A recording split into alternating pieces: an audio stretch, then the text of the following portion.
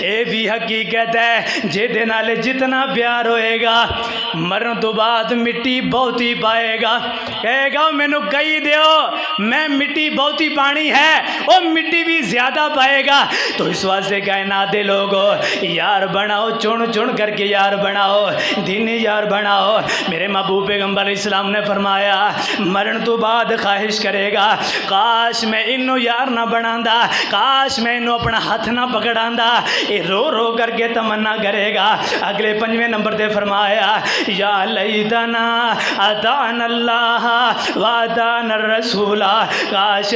اسی اللہ اور دے رسول دی فرما برداری اندر اسی اپنی زندگی نو گزارے ہوندا، میں اللہ دیاں گلاں نو من لیندا، اپنے پیغمبر دی بات نو من لیندا، میں اللہ دا قرآن بھی سندا رہا، لیکن کدے دل اندر خیال نہیں سی کیتا یار مر جانا ہے، میں اللہ دی عبادت کتنی کو کر رہا ہاں،